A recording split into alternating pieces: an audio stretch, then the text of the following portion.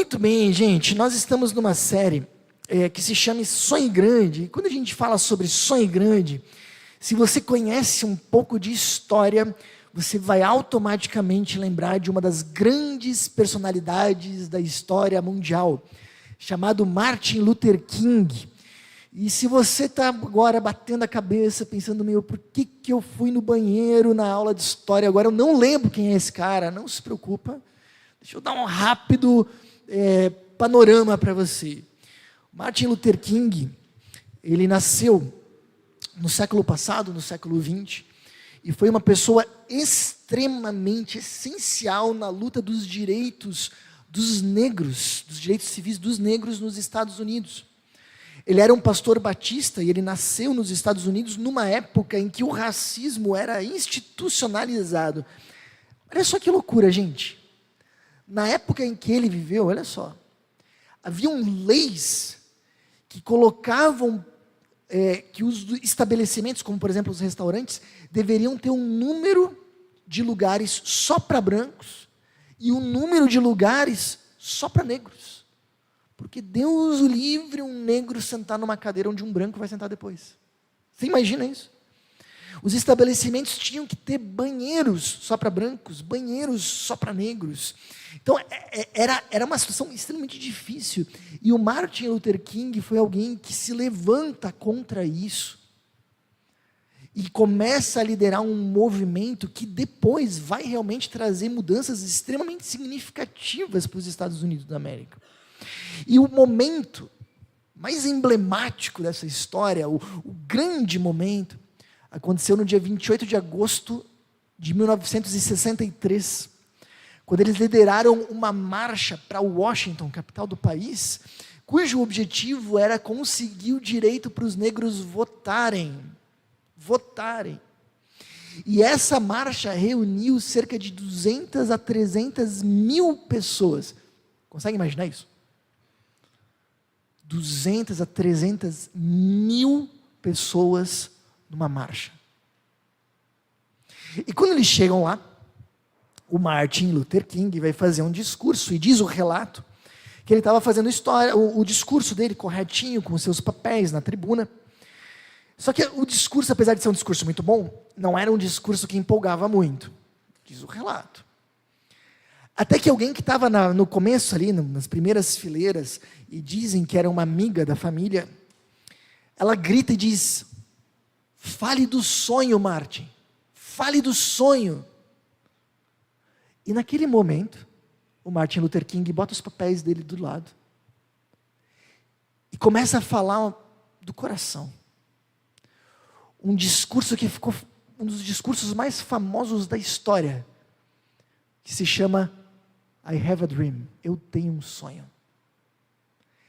Esse discurso é fantástico, inclusive está disponível no YouTube se você tiver curiosidade. Uma das partes que eu mais gosto pessoalmente, ele fala: eu tenho um sonho, I have a dream, eu tenho um sonho que os meus filhos um dia crescerão numa nação onde eles não são julgados pela cor da sua pele, mas pelo conteúdo do seu caráter. Uau! E sabe o que acontece? Esse sonho do Martin Luther King acaba se tornando o sonho de centenas de milhares de pessoas, milhões de pessoas, e vira um movimento que literalmente muda o destino de um país inteiro. E esse discurso, eu tenho um sonho, se torna um dos discursos mais famosos da história. Sabe, o que eu quero dizer com isso é o seguinte: essa série de mensagens tem nos falado que a vida é muito mais do que acordar, trabalhar e dormir. É isso que a gente faz, né? Acorda, trabalha, dorme, acorda, trabalha, dorme, acorda, trabalha, dorme. Final de semana, descansa 2 dias, acorda, trabalha, dorme, acorda, trabalha, dorme. Ou férias, descanso 2, 3, 4 semanas. Acorda, trabalha, dorme, acorda. A vida é mais. Deus, escuta, isso é importante. Deus não fez você, Deus não me fez para nós termos uma carreira de trabalho exitosa, embora que isso é uma parte importante da vida. Mas quando Deus nos criou, Ele não nos criou para nós formarmos uma carreira de trabalho, Deus nos criou para mais do que isso. Não menos, mas para mais. Deus nos criou para fazer diferença no mundo, para impactar realidades. para mudar a vida de pessoas, de repente uma pessoa que trabalha ao nosso redor, ou talvez muitas pessoas, como no caso dessa pessoa que nós acabamos de comentar. E a gente está convencido pelos relatos que nós temos visto na Bíblia, que Deus nos chama a sonharmos, a termos sonhos também, mas não sonhos para nós mesmos. Deus nos chama a sonharmos sonhos que façam diferença na sociedade. Deus nos chama a sonharmos sonhos que transformem a vida de pessoas. Deus quer alcançar outras pessoas e outras realidades, e Ele vai nos usar nisso, e esse movimento de Deus, de nos usar para fazer diferença nesse mundo, começa com os sonhos. E se a gente fizesse isso? E se a gente fizesse aquilo? Gente, uma das partes mais importantes que eu preciso conquistar vocês nessa série de mensagens, é que vocês se abram para a ideia de que se nós aprendermos a sonhar junto com Deus, se nós aprendermos a ver o que Deus está fazendo no mundo e na história e nos engajarmos nisso, nós viveremos vidas relevantes. Nós viveremos vida que vale a pena. Nós viveremos uma vida que a gente vai olhar para trás e vai dizer, poxa, foi muito boa a minha vida. Nós viveremos uma vida que não é só acordar, trabalhar e dormir. Nós viveremos com uma outra motivação. Agora, se a gente viver alheio ao que Deus quer fazer na história e alheio ao como Deus quer nos usar nessa história, nós somos sérios candidatos a vivermos uma vida vazia. Aprenda a sonhar com Deus. Isso é sonhar grande. Não é sonhar com coisas para nós mais altas e mais caras. É aprender a sonhar junto com Deus. Sonhos que podem fazer diferença na história. Como fazer parte de um grande sonho? Como você pode fazer parte de um grande sonho? Esse já é o terceiro encontro, né? Se você perdeu os 2 primeiros, eu sugiro fortemente que você dê uma olhada no nosso canal do YouTube ou na nossa página, mas porque são mensagens essenciais, são muito importantes mesmo, tá? Mas vamos ir para esse terceiro encontro através do livro de Efésios, capítulo 2, versículos 11 a 22.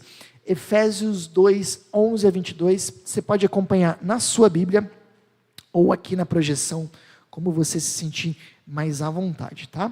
Efésios é uma carta escrita pelo apóstolo Paulo, no Novo Testamento, a cristãos que viviam numa cidade chamada Éfeso, por isso carta aos Efésios.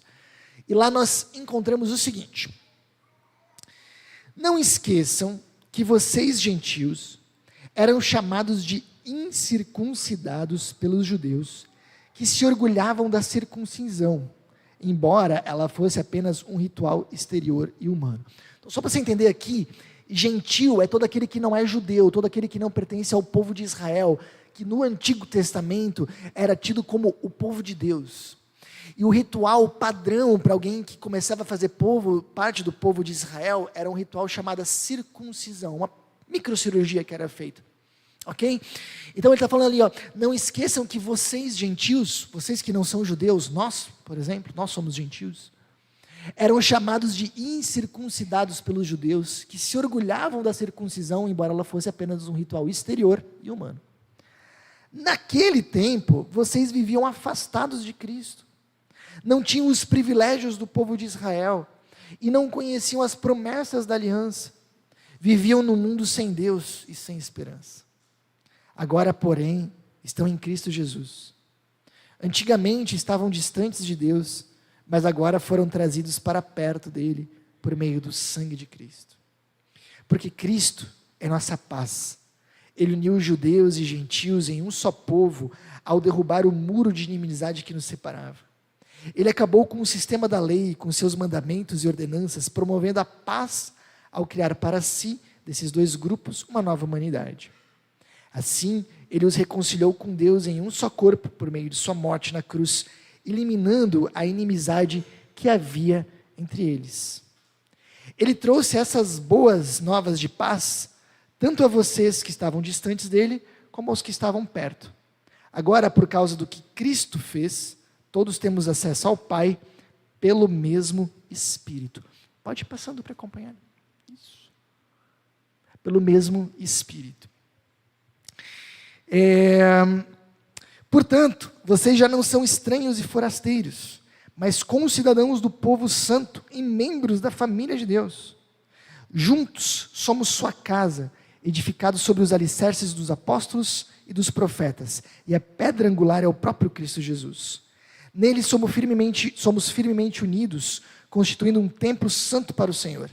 Por meio dele, vocês também estão sendo edificados como parte dessa habitação, onde Deus vive por seu Espírito. Até aqui, gente. O que Paulo está dizendo aqui? Deixa eu explicar para vocês de uma forma bem breve. Ele está dizendo para pessoas que não faziam parte do povo de Israel, eles disseram, olha, antes de Jesus, vocês estavam distantes de Deus. Vocês estavam desconectados de Deus. Vocês não sabiam como é que era o privilégio de viver próximo e conectado a Deus. Mas agora Jesus veio e conectou vocês a Deus. Gente, às vezes a gente complica um pouco essa questão de salvação, de tentar entender como isso acontece, como não. Mas a questão básica é a seguinte: a Bíblia afirma que todos nós nascemos separados de Deus por causa do nosso pecado. E a gente não consegue de forma nenhuma resolver essa questão sozinhos. Mas Deus consegue, Ele se faz um ser humano em Jesus e vem até nós. E quando Jesus morre e ressuscita, de alguma forma, Ele conserta a situação. E quando nós cremos em Jesus, nós somos reconectados com Deus. O que Jesus faz é, Ele nos reconecta com Deus, nos trazendo perdão e a sua vida. Se nós cremos em Jesus, nós vivemos perto de Deus. E a gente tem se dobrado e desdobrado para tentar ensinar vocês a viverem com esse Deus. E a gente tem falado o quanto é bom viver perto desse Deus. Jesus nos conecta com Deus. E se só parasse por aí, já seria a melhor notícia da história. O suficiente para nós dobrarmos os nossos joelhos e agradecermos a Deus pelo resto da nossa vida. Ele nos reconectou com Deus. Mas não para por aí. O que Paulo está ensinando ali na carta de Éfeso é que, além de nos conectar com Deus, o que Jesus faz nos conecta uns com os outros, nos conecta com as pessoas. O finalzinho do texto que eu li disse: outrora vocês já viveram como forasteiros e estrangeiros, mas hoje vocês fazem parte do povo de Deus e são co-cidadãos do povo santo. Ele está dizendo, agora a gente não vive mais por aí solto. Nós fazemos parte de um povo. Na época, viver como estrangeiro era viver desamparado. Tinham pouquíssimas leis que amparavam os estrangeiros. Então, estar num país estranho era estar desamparado. Hoje já tem mais, mas mesmo assim a gente mais ou menos consegue sentir isso, né? Eu acho que quem viaja às vezes para fora do país, acaba muitas vezes sentindo isso. E se acontecer alguma coisa comigo quando eu estiver fora? Para onde que eu vou? O que eu faço? Às vezes quem vem para cá, imigrantes, falam que às vezes o sentimento é esse, é de estar desamparado, a gente sabe disso. A gente tem acompanhado lá nos Estados Unidos toda essa nova política americana, que tem feito que quem está lá se sinta completamente desamparado. Né? Então, viver como estrangeiro tem esse sentimento de desamparo. Se eu precisar, para onde eu vou? Deixa eu contar uma história para vocês que eu acho que ilustra bem isso. Quando a Susan estava grávida da nossa filha, Laura, então, portanto, quase 11 anos atrás, não, mais de 11 anos atrás, nós e um casal de compadres nossos decidimos fazer uma viagem para o exterior. Uma viagem para o exterior, para Ciudad del Este. Todo mundo dando risada, é isso aí. Aí a gente foi para lá. E a gente, por causa da gravidez, a gente precisava comprar algumas coisas. Esse casal de compadres muito amigos, eles estavam começando um novo negócio, precisavam comprar algumas coisas. Então nós fomos para Ciudad del Este. Decidimos ir de carro, e esse nosso compadre na época tinha uma Paraty. Paraty é o melhor carro para um mambeiro, porque tem um porta-malas gigante, cabe tudo e mais um pouco. Beleza. Pegamos a Paraty deles e fomos nós 4 para a nossa aventura internacional. Compramos aquilo que nós precisávamos e depois fomos pernoitar num hotel que tinha sido recomendação do missionário da Melk do Paraguai. Sim, a Melk tem uma comunidade no Paraguai. Aí, pernoitamos em Ciudad del Este, terminamos no outro dia o que a gente precisava e saímos belos e formosos da cidade. Porém, na hora que a gente foi sair da cidade, o Paraguai inteiro teve a mesma ideia. E estava todo mundo saindo da cidade. Você sabe quando você vê filme pós-apocalíptico? Que tu vê aquela estrada entupida de carro e ninguém anda? Sabe? Parecia isso. Parecia que o mundo estava acabando e todo mundo precisava sair do Paraguai. Cheio de carro. E aí a gente estava no meio daquele lugar. E começou a dar um sentimento ruim.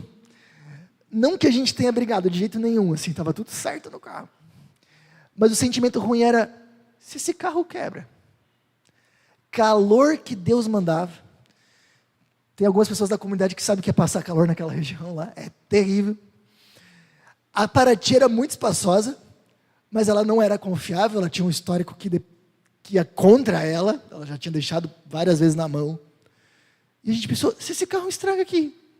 Você pensou? Carro para um lado, carro para o outro, carro na frente, carro atrás, carro na diagonal. Vamos fazer o quê? Para onde que a gente vai? Quem a gente chama? Outra. Todo aquele tumulto. Para quem não conhece o Paraguai, não quero falar dos hermanos, mas assim, o que nos falaram, e eu acho que mais ou menos funciona assim, o Paraguai tem 2 leis de trânsito. Nós temos muitas, o Paraguai tem 2. Primeiro, vai para frente quem se enfia mais. O negócio é tenebroso. Segunda é, se um brasileiro e um paraguaio se envolverem num acidente, o brasileiro está errado. É tipo casamento. Errado. Porta. Enfim. E a gente pensou, cara, e se no meio desse tumulto a gente bate em alguém? Ou alguém bate em nós? Fazemos o quê? Vamos para onde? Sabe, esse é o sentimento de desamparo que Paulo está falando. E ele está falando. E eu lembro que naquela viagem, quando a gente passou a fronteira, finalmente chegamos em Foz, cara, foi um alívio do tipo, agora se acontecer alguma coisa, nós estamos tranquilos. Agora a gente sabe para onde ir, a gente sabe o que ligar, a gente está agora a gente se sente seguro de novo. Paulo está falando que se antes de nós vivermos com Jesus, é como se a gente vivesse como estrangeiro. Se eu precisar, onde eu vou? Com quem eu falo? Se eu tiver um problema, com quem eu posso contar de verdade? A gente vive num mundo, sendo bem sincero, que grande parte das nossas relações são relações de interesse. As pessoas muitas vezes se aproximam porque querem alguma coisa. E se nós não tivermos nada para oferecer, elas continuarão lá, com quem a gente pode contar de verdade? Mas aí o Paulo está dizendo, agora não. Agora que vocês vivem com Jesus, vocês fazem parte de um povo. E vocês têm com quem contar. Se vocês precisarem, vocês têm aonde ir. Se você está com um problema, você precisa que alguém te ouça, você tem a quem procurar.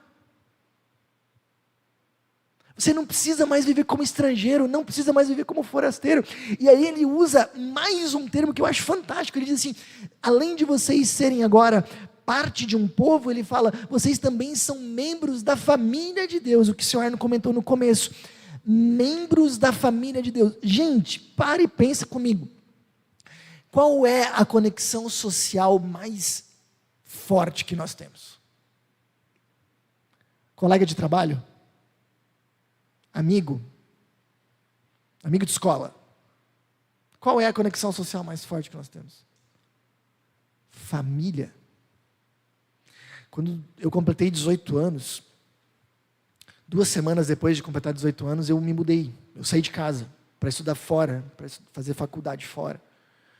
E eu lembro que meu pai falou um negócio para mim. Ele disse, você vai ver que as amizades, a grande maioria vai enfraquecer. A amizade enfraquece com distância. A maioria. Não todas, mas demanda bastante tempo e intencionalidade para manter. Mas ele falou, mas família sempre será família. Não importa a distância que você esteja. Porque a família é a conexão social mais forte que a gente tem. E Paulo usa essa figura para dizer: vocês são família na fé. Vocês são família na fé. Olha para a pessoa que está do teu lado. Vai lá, por favor, olha para a pessoa que está do teu lado. O outro lado também. Para frente. Para trás. Aproveita. Somos parte da mesma família, gente. Família da fé. Sempre, desde os meus 18 anos, eu vivi longe dos meus pais e dos meus sogros. Durante quase a nossa idade adulta inteira, os nossos pais e irmãos estavam a pelo menos 400 quilômetros de distância. Nunca tivemos, na nossa fase adulta, um pai e uma mãe, às vezes, para deixar um neto, para cuidar, para, sei lá, ajudar. Não tinha, não que eles não quisessem, mas foi a vida que nós escolhemos. Agora eu vou dizer uma coisa para vocês do fundo do coração. Sabe quantas vezes Susan e eu nos sentimos sozinhos? Nenhuma. Porque aonde nós fomos, sempre tinha uma família. Eu não lembro de uma vez que a gente tenha ficado sozinhos num Natal ou numa Páscoa. Sempre tinha alguém que dizia: ô, vocês que não têm família, vem aqui, comemora com a gente. Sabe, eu não lembro de ter passado por um problema, às vezes com os nossos filhos, às vezes, sei lá, com a gente mesmo, sem que alguém não mandasse uma mensagem e dissesse: como é que vocês estão? Vocês estão precisando de alguma coisa? A gente está orando por vocês. Porque aonde a gente foi, a gente tinha uma família. E deixa eu dizer para vocês, vocês podem ter uma família onde vocês estiverem. Essa família que está aqui, esse grupo de pessoas, não é só para ser um auditório que a gente se reúne, não, é para ser um povo, é para ser uma família que você pode realmente contar.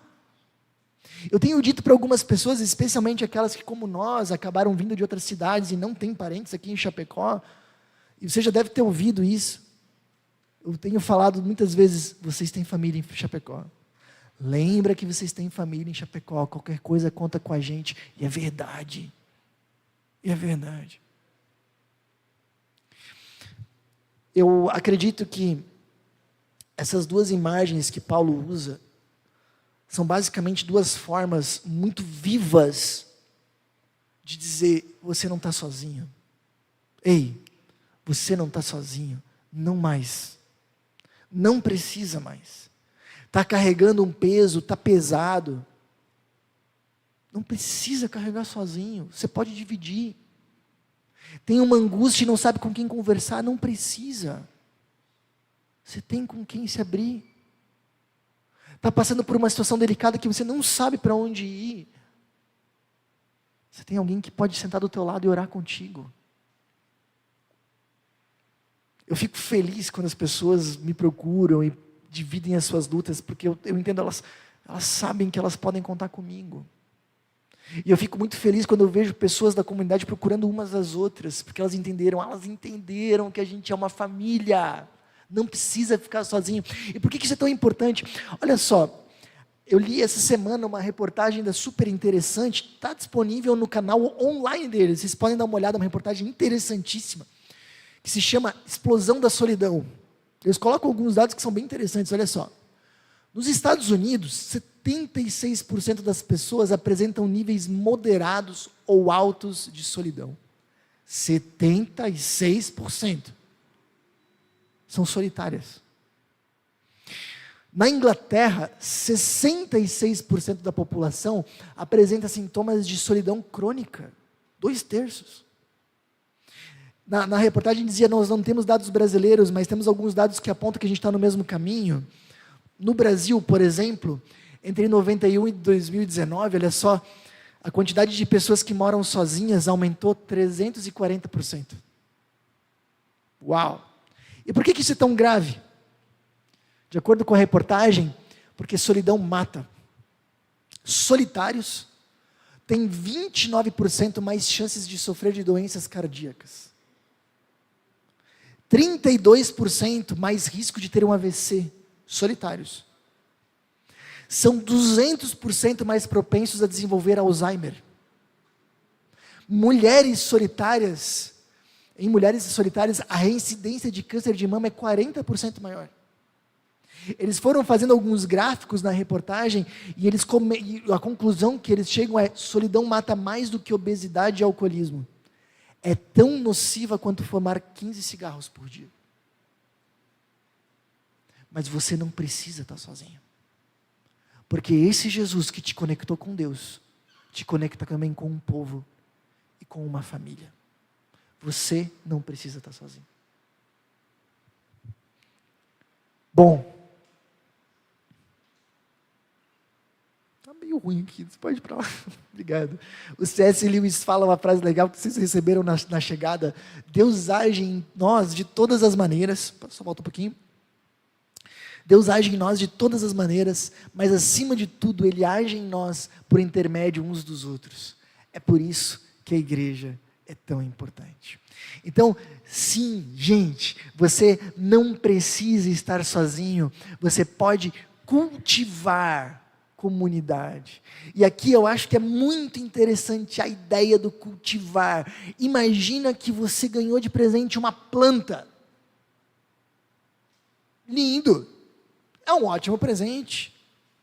Mas se você não cultivar, não adianta. Jesus te dá um lindo presente, uma família e um povo. Mas você precisa cultivar. E o que é cultivar? É tentar formar essas relações, é aproveitar os espaços que nós deixamos na nossa igreja para formar relações, o coffee break, os estudos bíblicos de todos os espaços são os mais importantes para nós formarmos relações. Você pode cultivar convidando alguém para ir na sua casa, ou se convidando para ir na casa de alguém, de repente, se você tiver essa liberdade. Cultive comunidade. Cultive comunidade. Tá bom? Mas aí vem um grande ponto que é importante, importantíssimo. Essa família, esse povo que você está, ele tem um sonho. Ele tem uma missão. E esse sonho e essa missão foram dados pelo próprio Deus. Gente, olha só. 1 Pedro 2,9 diz assim, ó: vocês, porém, são geração eleita, sacerdócio real, nação santa, povo exclusivo de Deus. Vocês são povo de Deus, para anunciar as grandezas daquele que os chamou das trevas para a sua maravilhosa luz. Esse povo, essa família, tem uma missão que foi dada pelo próprio Deus.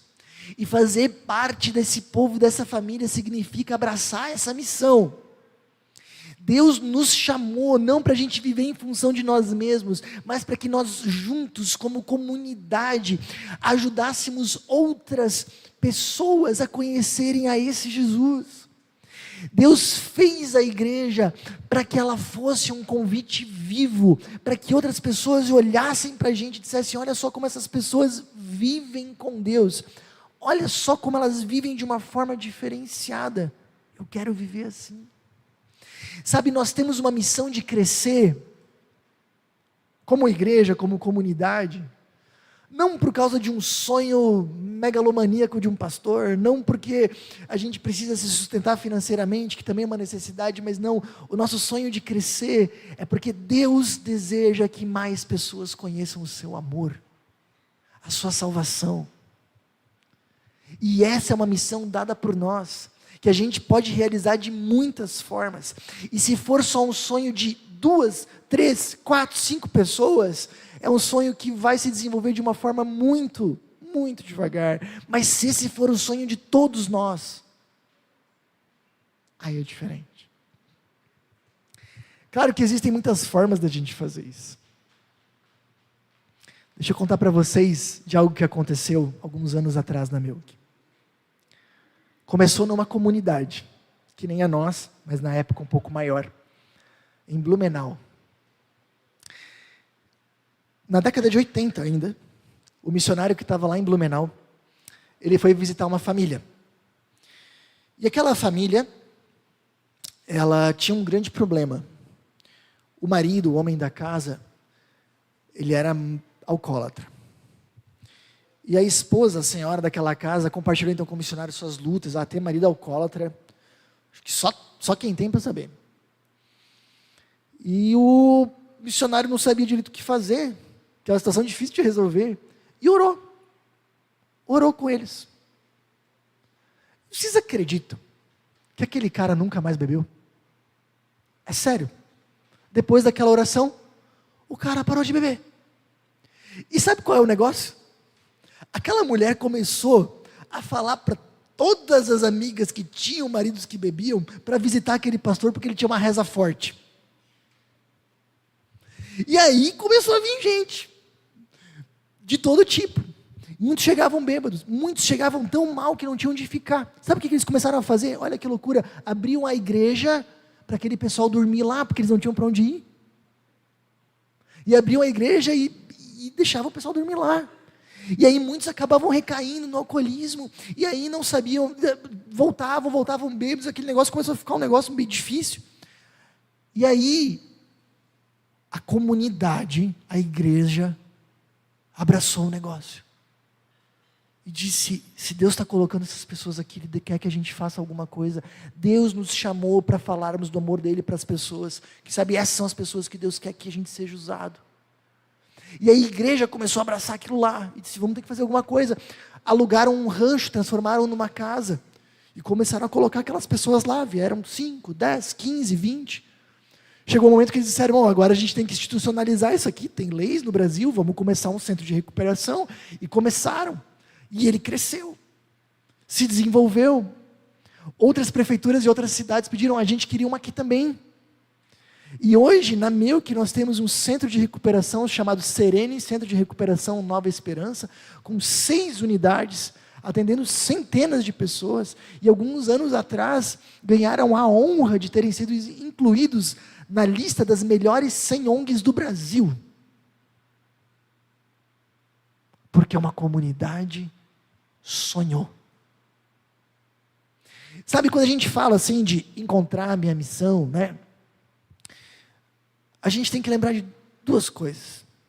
Primeiro, às vezes a gente está procurando, qual será que é a minha missão? Qual é a minha missão? Qual é a minha missão? Você já parou para pensar que pode não ser minha missão? Pode ser nossa missão.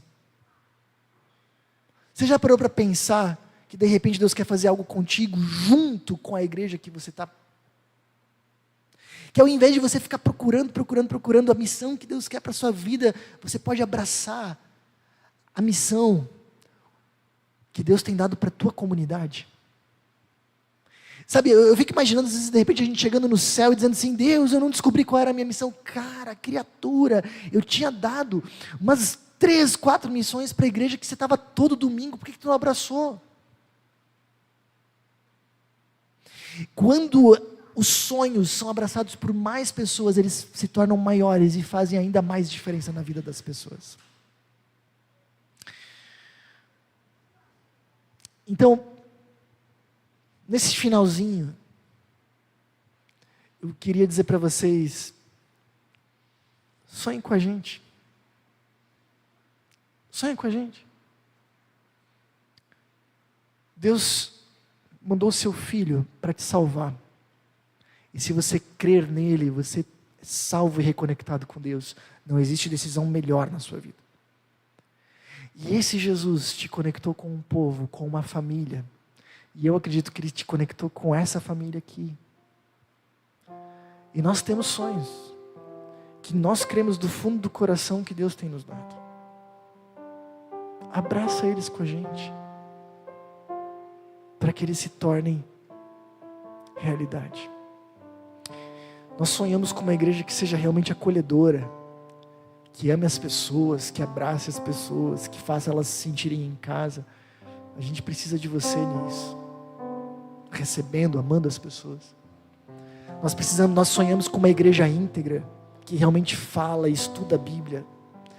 Nós sonhamos com uma igreja relevante, que faça diferença na vida das pessoas, que mude realidades. Nós precisamos de você nisso. Nós temos sonhado,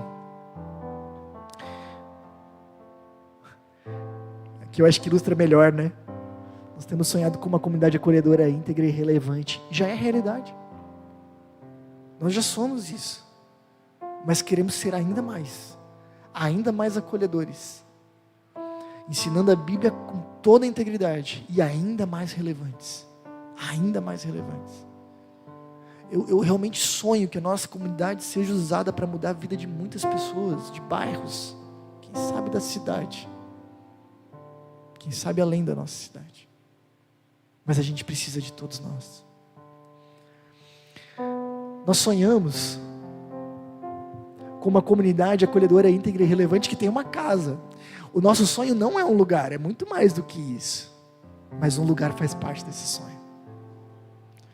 E a gente começou esse ano sonhando muito com esse lugar. A gente está refinando projetos, daqui a pouco a gente mostra para vocês. Você já imaginou a gente estar lá? Você imaginou como é que seria entrar nesse lugar? Receber os nossos amigos, receber as pessoas que a gente ama, não precisar montar e desmontar tudo toda vez. Já pensou como é que seria? Você já imaginou como seria acolher crianças durante o dia para fazer um trabalho de reforço escolar para eles? Já imaginou as crianças, nossos filhos brincando naquele pátio, tendo a sua vida transformada de repente lá? Sonha com a gente. Sonha com a gente. Eu queria te convidar a avaliar. Você tem se sentido sozinho em algum aspecto da sua vida? O que te impede de cultivar a vida em comunidade? Aproveitar esse presente que Deus tem te dado. Família da fé. Queria te convidar a tomar algumas decisões. Decida não apenas frequentar a igreja, mas viver em comunidade. Gente, são duas coisas diferentes. Decida não apenas frequentar a igreja, mas viver em comunidade. Decida sonhar junto com a gente os sonhos que Deus tem nos dado. E de repente, se você tiver alguns sonhos teus, divida com a gente, porque de repente podem se tornar sonhos nossos. E aí, sabe-se lá o que Deus vai fazer. Vamos sonhar juntos a missão que Deus tem nos dado. Eu tenho 2 recados rápidos para você que tem acompanhado as nossas mensagens. Primeiro, eu queria muito te encorajar, se for possível, a você participar dos nossos encontros presenciais. É uma forma de nós podermos nos conhecer e de você poder aprender ainda mais com a gente. Segundo recado, se você deseja contribuir financeiramente com a nossa comunidade, todos os nossos dados bancários estão aparecendo agora na sua tela. Essa é uma forma importante de você nos ajudar a espalhar ainda mais a mensagem de Jesus para fazer a diferença no coração de ainda mais pessoas. Pense nisso. Até a próxima!